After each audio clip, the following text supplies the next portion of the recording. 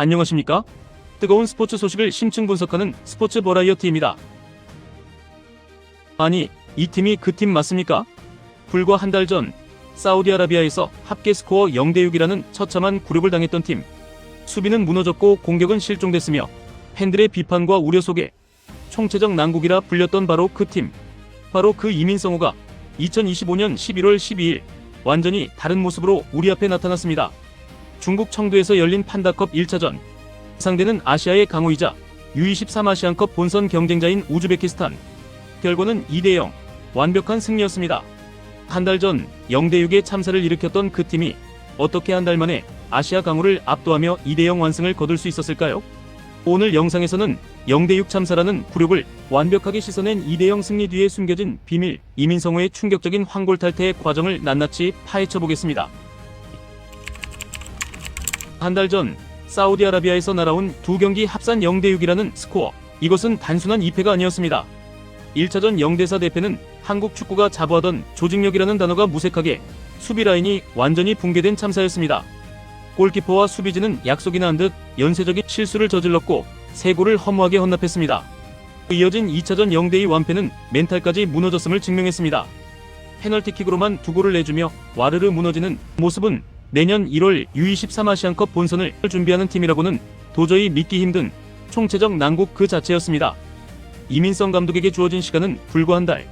그의 앞에는 공격이라는 사치를 부릴 여유조차 없었습니다. 오직 재건, 특히 수비의 재건이라는 절체절명의 과제만이 놓여 있었습니다. 그리고 11월 12일 중국 청두. 이민성 감독은 0대6 참사에 대한 명백한 응답으로 3-5-2 포메이션 카드를 꺼내들었습니다.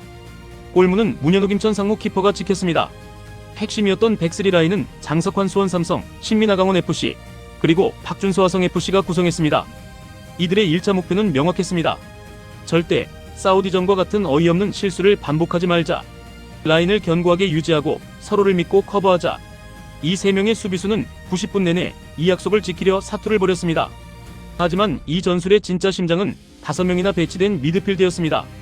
이것은 단순히 수비 숫자를 늘린 수비 축구가 아니었습니다. 김도 현강원 FC과 이건희 수원 삼성. 이 두 윙백은 300의 약점인 측면을 커버하는 동시에 끊임없이 오버래핑하며 공격의 활로를 트는 엔진 역할을 맡았습니다. 그리고 중앙. 김한서 대전 하나시티즌, 강성진 수원 삼성, 김동진 포항 스틸러스, 포진한 이허리는 아시아 최강급인 우즈베키스탄을 상대로 단 1%의 중원 싸움도 밀리지 않겠다는 강력한 의지의 표명이었습니다. 사우디전에서 속수무책으로 뚫렸던 그 공간을 이 세 명의 미드필더가 촘촘한 그물망처럼 커버하고 쉴 새 없이 압박했습니다. 최전방 투톱 정재상 대구 FC과 정승배 수원 FC 역시 단순한 공격수가 아니었습니다. 그들은 우즈벡 수비진을 괴롭히는 1차 수비수이자 팀이 볼을 빼앗았을 때 즉각적으로 역습을 전개하는 천병이었습니다. 결과적으로 이 3-5-2 포메이션은 전반전을 0대0으로 마치는 최소한의 안정감을 확보한 것을 넘어 중국 매체가 볼 점유율, 코너킥에서 우위를 점했다고 평가했듯이 경기 주도권까지 가져오는 완벽한 해법이 되었습니다. 0대6의 굴욕이 이민성 감독에게 수비 안정이라는 가장 근본적인 해답을 찾게 만든 것입니다. 전반전은 0대0. 득점은 없었지만 경기 내용은 한 달 전과 180도 달라졌습니다. 하지만 축구는 결국 골로 말하는 스포츠입니다. 사우디 원정 두 경기 180분 내내 0골에 묶여있던 이민성호에게는 그 어떤 화려한 전술보다 골이라는 가시적인 결과가 절실했습니다. 오늘도 못 넣는 것인가라는 불안감이 스멀스멀 피어오르던 바로 그 순간 그 지독했던 영의 굴욕을 깨는 첫 골이 터졌습니다. 후반 11분, 바로 그 투톱 중 한 명이었던 정승배 수원 FC였습니다. 0대0의 답답한 흐름을 끊어내고 골망을 흔드는 그 침착한 마무리. 이것은 사우디전 두 경기를 포함 무려 3경기 만에 터진 이민성호의 첫 필드골이었습니다. 선수들이 서로 부둥켜 안는 그 모습에는 단순히 1대0 리드를 잡았다는 기쁨을 넘어 지독했던 득점 가뭄을 해소하고 팀 전체를 짓누르던 심리적 압박감을 날려버렸다는 해방감이 담겨 있었습니다. 그러나 이민성 감독은 1대0 리드에 만족하지 않았습니다. 한 달 전 0대6의 굴욕을 완벽하게 서력하기 위해서는 어쩌다 얻은 1대0 승리가 아닌 완벽한 승리가 필요했습니다. 이 감독은 교체 카드를 활용해 팀의 새로운 활력을 불어넣었고 이 용병술은 마치 예고라도 한 듯 정확하게 적중했습니다. 후반 43분, 경기 종료가 얼마 남지 않은 시간, 교체로 투입된 유럽파 김명준 벨기에 행크의 승부의 쐐기를 박는 헤더 추가골을 성공시켰습니다. 정승배의 선제골이 절망 속에서 피어난 반전의 시작이었다면 김명준의 쐐기골은 우리는 완전히 달라졌다고 선포하는 완벽한 승리의 마침표였습니다. 그리고 더욱 놀라운 것은 두 골을 넣는 동안 단 한 골도 실점하지 않았다는 클린시트 무실점 기록입니다. 사우디전에서 경기당 3골, 총 6골이나 내줬던 수비진이 아시아의 강호 우즈베키스탄을 상대로 단 한 개의 유효 슈팅도 허용하지 않을 만큼 완벽한 무실점 경기를 펼쳤다는 사실. 이것은 2대0 승리 이상의 가치를 지니며 이민성호의 수비진이 불과 한 달 만에 황골 탈퇴했음을 증명하는 가장 확실한 증거였습니다. 이 경기는 단순한 친선 대회가 아니었습니다. 2026 AFC U23 아시안컵 본선 진출국 4개국 한국, 중국, 베트남, 우즈베키스탄이 참가한 서로의 전력을 탐색하는 미리 보는 아시안컵이었습니다. 특히 개최국 중국은 이 경기를 두 눈 부릅뜨고 지켜보고 있었습니다. 바로 다음 2차전 상대가 한국이었기 때문입니다. 아마도 중국은 한 달 전 사우디에서 0대6으로 무너진 한국의 데이터를 보며 내심 이번엔 정말 해볼만하다고 생각했을지도 모릅니다.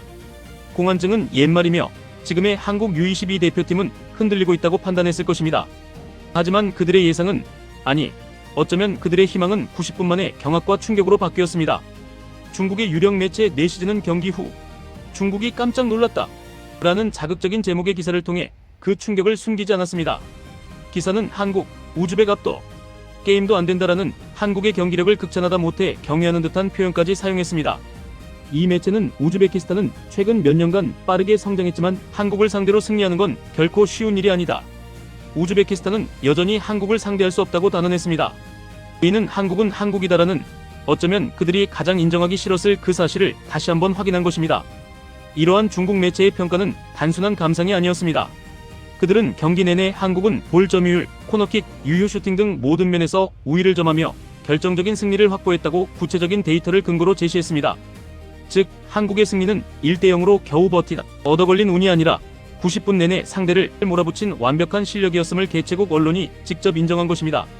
한 달 전 0대6 참패팀이 한 달 만에 아시아 강호를 압도하는 모습을 보여주자 다음 상대인 중국은 그야말로 비상이 걸린 셈입니다. 이민성호의 이날 승리는 우즈베키스탄뿐만 아니라 중국에게도 한 달 전에 한국을 기억하지 말라는 강력한 경고의 메시지를 날렸습니다. 다시 영상의 처음으로 돌아가 보겠습니다. 사우디아라비아에서의 0대6 대패는 과연 이민성호에게 약이 되었는가? 이번 우즈베키스탄전 2대0 완승은 그렇다라고 명백하게, 그리고 아주 큰 소리로 대답합니다. 0대6은 이민성호를 무너뜨린 저주가 아니라 팀을 뿌리부터 다시 세운 쓴 보약이었습니다. 첫째, 가장 아팠던 수비가 치료되었습니다. 축구는 골을 넣어야 이긴다지만 실점하지 않으면 지지 않는다는 격언도 있습니다. 0대6 대패는 이민성호에게 가장 아픈 부위가 수비임을 깨닫게 했습니다. 3-5-2 포메이션이라는 처방과 선수들의 뼈를 깎는 집중력은 완벽한 클린시트라는 결과로 돌아왔습니다.